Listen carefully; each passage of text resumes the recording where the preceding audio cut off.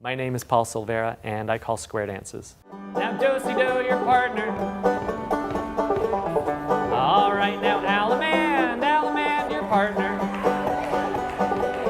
Back to your line and clear the way. Top partner sashay. I've been calling dances for 15 years and playing the banjo for 15 years too. I call for adults and mixed age groups, and I call for kids in the schools. All right, now Alamand, your partner. I like seeing the joy that dancing and moving their bodies brings to kids. You and me go 2 by 2. And it's the same joy that I see on the faces of adults when I do a square dance for adults. I think that people just have a natural enjoyment of moving their body. And square dancing is an easy way to tap into that. I do things a little bit differently for the younger kids than I do for the older kids. When I come into a group of younger kids, we start with dancing games. And we just get everybody up and moving, and we work our way up to a full square dance. All right, now come on back. And crow number 1, you go on in.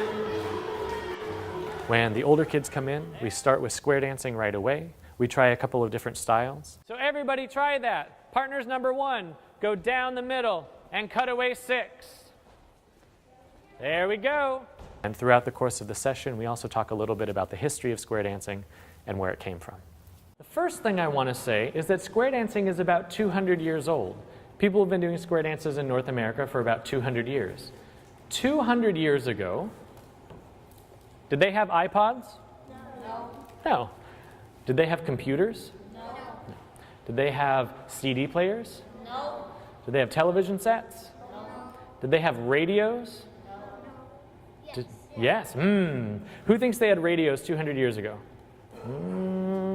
Radios are about 100 years old. So if I wanted to have a dance and I wanted music, I needed to either hire a band to come and join me or get some friends and family to come out and play music for my dance. So here's a picture of a friend of mine playing violin for a square dance. There you go. This is a friend of mine who is doing a type of dancing called clogging or flat foot dancing. I offer this program in a one-day version and also a multiple-day version.